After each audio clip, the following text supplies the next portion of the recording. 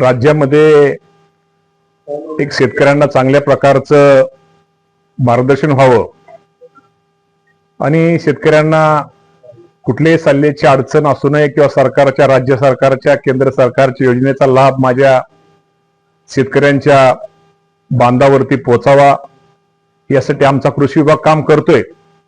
आणि आपल्या सर्वांना माहिती आहे की राज्यामध्ये एकूण कृषी पर्यवेक्षक साधारणतः 11,587 हे कृषी पर्यवेक्षक आहेत. आणि आम्ही लवकरच, आपल्याला माहिती आहे की राज्यामध्ये आत्मा योजनेअंतर्गत शेतकरी मित्र आणि शेतकरी मित्र अशा नवीन आपण साधारणतः एका शेतकरी, प्रत्येक गावामध्ये प्रत्येक कृषी पर्यवेक्षकाला एक शेतकरी मित्र देण्याचा निर्णय हा आम्ही आमच्या कृषी विभागाने घेतलेला आहे. आणि त्यामध्ये त्याच्या अटी वगैरे आम्ही सगळं करतोय. पण त्यामध्ये अनुभवी, प्रयोगशील आणि नवीन तंत्रज्ञान स्वीकार करणारा शेतकरी असावा अशा अनेक आम्ही त्यामध्ये अटी टाकलेल्या आहेत.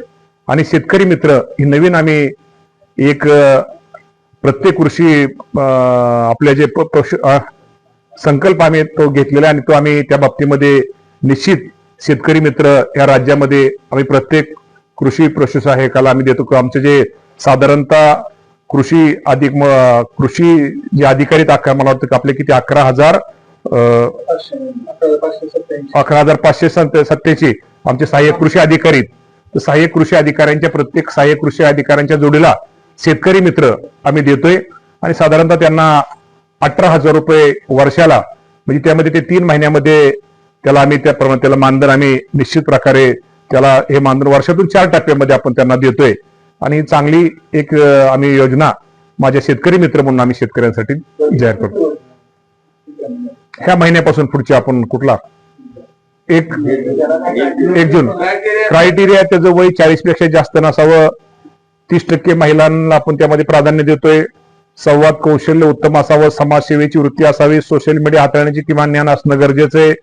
त्यामुळं त्यांनी किमान माध्यमिक, उच्च माध्यमिक शिक्षण, कृषी पदविका, पदवीधारक, शेतीनिष्ठ पुरस्कार प्राप्त असल्याचं प्राधान्य, त्यांना प्राधान्य दिलं जाईल. शेतकऱ्यांमधून घ्या, शेतकरी मित्रच घेणार आपण त्याला. हा, सहाय्यक कृषी अधिकारी जेवढे आपले राज्यातले सहाय्यक कृषी अधिकाऱ्यांच्या जोडीला आपण त्यांना देतो. प्रत्येक सहाय्यक कृषी अधिकारी जे आपल्या राज्यामध्ये 11,587, 11,587 आपण शेतकरी मित्र त्यांच्या जोडीला देतोय. भरती कशी होणार, शासकीय पद्धतीने की डायरेक्ट नेमणूक जिल्हा स्तरावरती निवड होईल? ठीक आहे, असं ते हे पहिल्यांदाच आपण करतोय. त्यांना मानधन पहिल्यांदा आपण देतो. ही नवीन आपला प्रयोग आहे. त्या बाबतीमध्ये निश्चित प्रकारे त्यामध्ये यश येईल आणि अनेक त्यातनं तरुणांना पण थोडा काही ना काही आधार मिळेल.